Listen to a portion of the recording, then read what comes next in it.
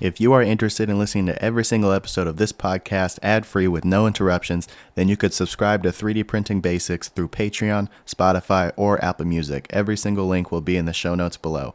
Thank you for supporting, and if you're not, no worries, just enjoy this episode. Hello, and welcome back to 3D Printing Basics. This is episode number 36, and in this episode, we are going to be talking about SLS, or Selective Laser Sintering, 3D printing. Before we get into that, I would like to mention that I have finally created a YouTube channel for my podcast. There you can find every single one of my episodes completely free up there. So the YouTube channel name is 3D Printing Basics Podcast. So if you're interested, please go to that channel and subscribe. I'm thinking if we get to 1,000 subscribers, then I would do some kind of giveaway. So please make sure you head to my channel and subscribe. I will leave a link to it in the description. And with that being said, let's get into the episode.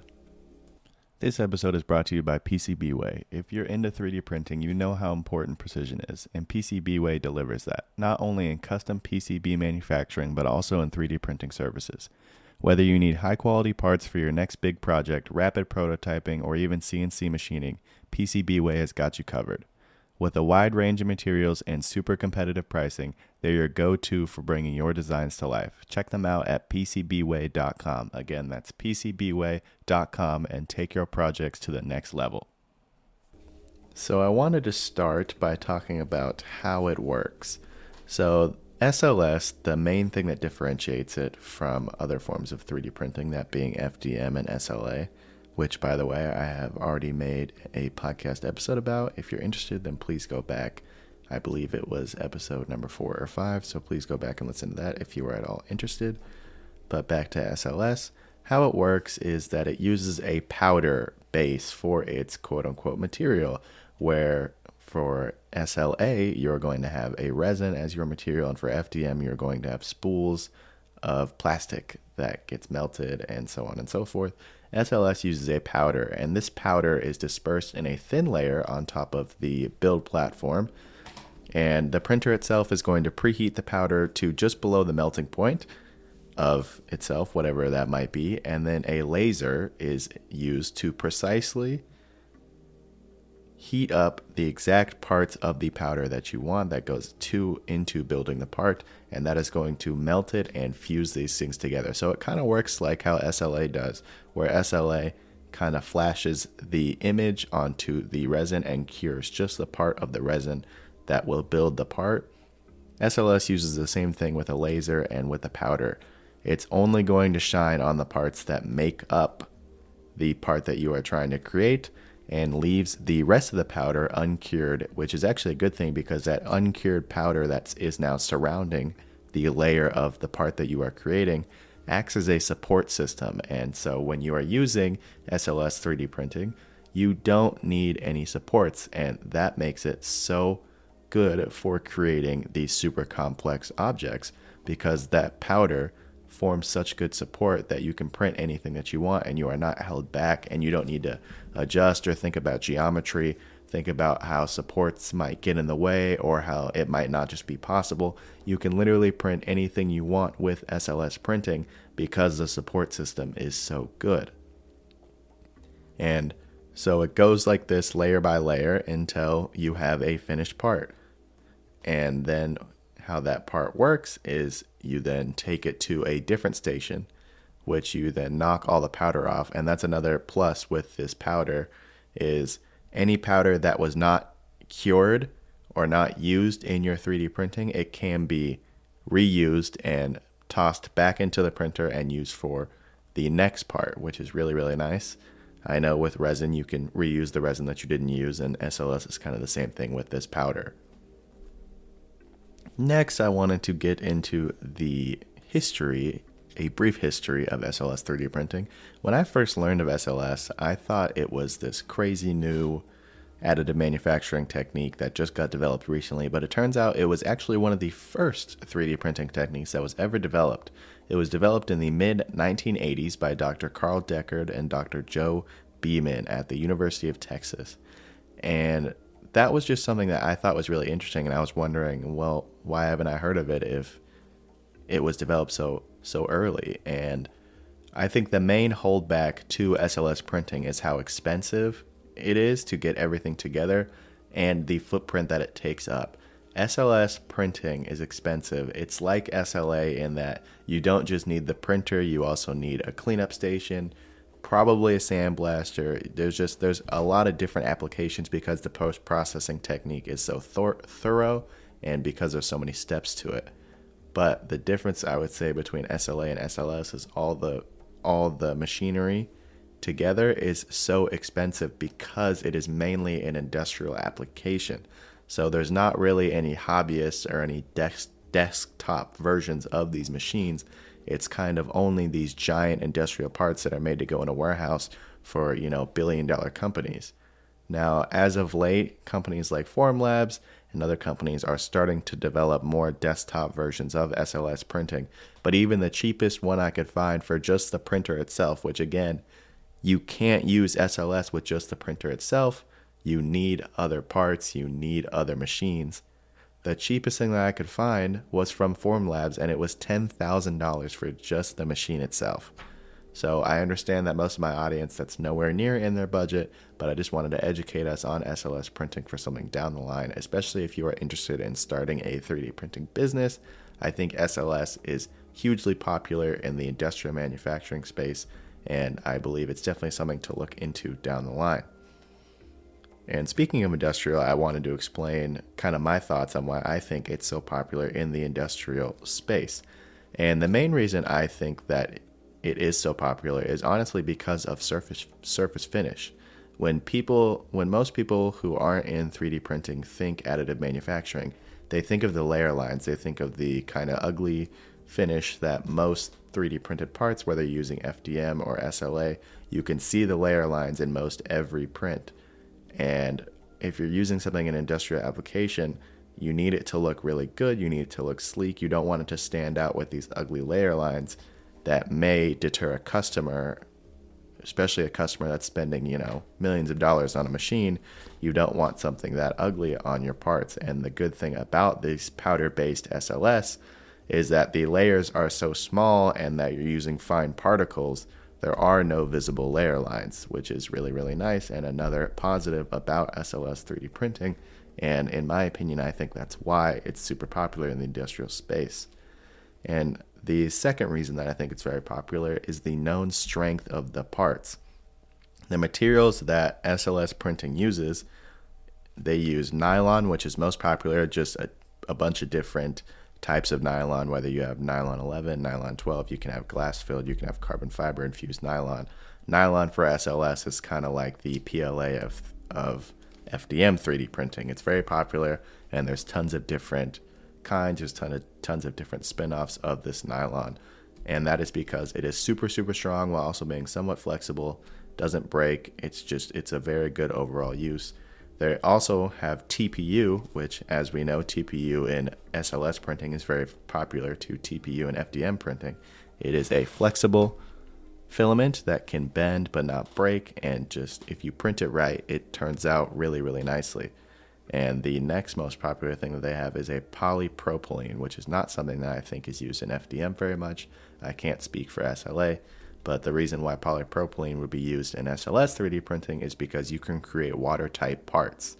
You can create waterproof parts and parts overall if they're going to be submerged.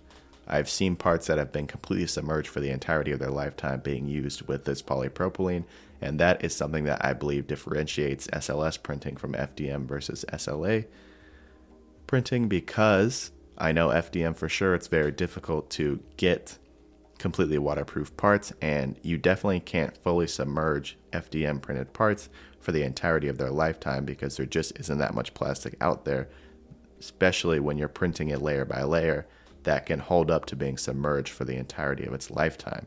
And so those reasons are why I believe that SLS printing is the most popular in an industrial application. And the final reason that I wanted to touch on for why SLS printing is so popular in the industrial space is how tightly you can pack parts together. When it comes to SLS 3D printing, you don't need to worry about orientation. And like I said, the support system is so good because of the excess powder being used as the support system that you can quite literally pack these parts as tightly as possible. And I've seen just an unreal amount of parts. You can stack them, you can squish them, you can orient them whichever way you want. It doesn't matter whether you have them tilted upright, laying flat, laying at a diagonal, just however tightly you can pack these parts together. It will save a lot of time actually, and it will save a lot of material, and it will save a lot of the post-processing technique. And so that's a really good thing about SLS is you can just pack a ton of parts, which creates for really, really efficient printing. Versus FDM, we know we can stack parts if we want. It's definitely not optimal because everything kind of needs to start on the build plate. So FDM, definitely you can't pack parts together as tightly as that. And SLA, again, something needs to start on the build plate. But SLS, because the support system is so good and so tightly packed, you can print parts on top of parts. You can print parts right next to each other. Basically, just get them as close as you possibly can without touching, and everything is going to print fine and exactly the same. So that's another reason why I believe it's so popular in the industrial space, is you can have a high output of parts in a very short amount of time, and you can compactly pack them together whenever you are printing them. Okay, now let's get into the SLS 3D printing workflow. Thankfully, SLS starts the same as SLA and FDM in that you need to design and prepare your print file. You can use any CAD software. It's the same exact thing as FDM or SLA printing.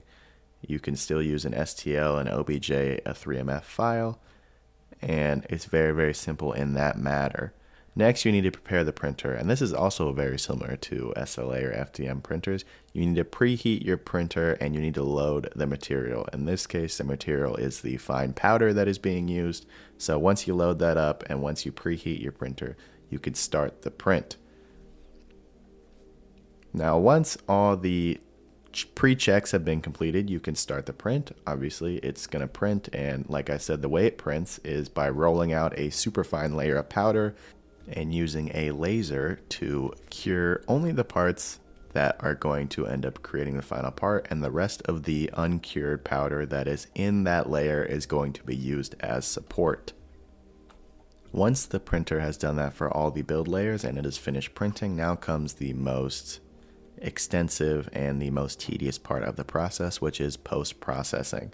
So the very first thing that you need to do is you need to let your printer cool down. It is very, very important to let your SLS printer cool down once it is done because, like I said, the printer preheats that powder to just below the melting point, so it is still a little bit flexible and it is not quite ready to be taken out. You need to let it cool down to let that powder fully harden and fully cure in order for it to be ready to come out of the printer.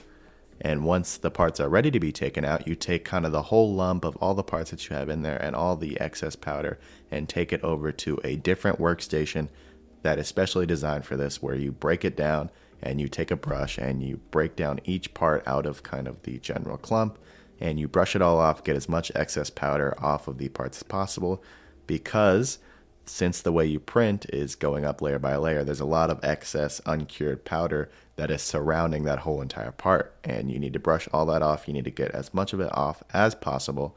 And the good thing about SLS is, like I said, you can recycle that unused powder.